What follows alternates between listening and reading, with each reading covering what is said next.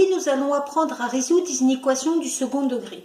Par exemple, je prends l'expression x carré moins x moins 6 supérieur ou égal à 0. Les inéquations, ça s'exprime avec un supérieur ou un inférieur par rapport aux égalités. Pour pouvoir résoudre cette inéquation, j'ai déjà besoin de voir les valeurs qui annulent l'expression. Concrètement, la parabole qui est dessinée ici, elle est dans ce sens-là parce que le a est positif. Le a, c'est le terme qui a devant le x au carré. Je vais vérifier si cette parabole coupe l'axe des abscisses. Le a est égal à 1 puisque si je dois mettre un nombre devant x carré, ce sera 1. Le b est égal à moins 1 parce que le nombre devant x, c'est moins 1. Et le c est égal à moins 6, c'est le nombre qui est tout seul. La première chose que je vais faire, c'est calculer le delta. Le delta, la formule, c'est b carré moins 4ac, il faut la savoir par cœur. Or, b, c'est égal à moins 1. Je mets bien moins 1 entre parenthèses et je vais le mettre au carré. Moins 4ac, donc moins 4 fois 1 fois moins 6. Moins 1 au carré, ça fait moins 1 fois moins 1, ça fait 1. Moins par moins, ça va donner plus. 4 fois 6, ça va donner 24. J'ai mon delta qui fait 25. Attention, si vous faites le calcul à la calculatrice, n'oubliez surtout pas de mettre des parenthèses au niveau du moins 1 et du moins 6.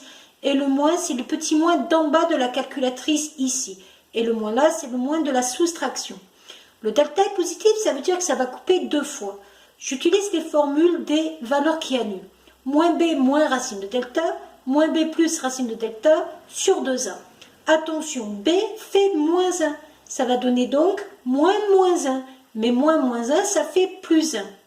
Attention, si vous faites le calcul à la calculatrice, il faudra faire une division, mettre l'expression d'en haut entre parenthèses, divisé par l'expression d'en bas entre parenthèses.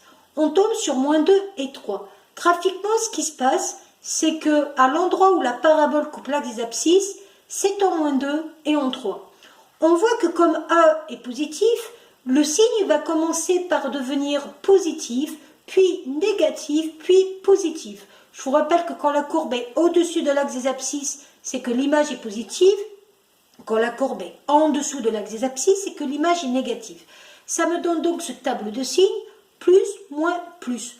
Moi, je cherche à quel moment mon expression est supérieure ou égale à 0. Supérieure à 0, ça veut dire positive. Je vois que la partie positive, elle est ici et elle est ici. N'oubliez pas qu'on cherche la valeur de x. Donc, x va aller de moins l'infini à moins 2, puis va repartir de 3 à plus l'infini. Graphiquement, on le voit ici. La valeur de l'image est positive, de moins l'infini à moins 2, puis de 3 à plus l'infini. Les solutions vont donc être données par une réunion d'intervalles de moins l'infini à moins 2, union 3 plus l'infini. Voilà.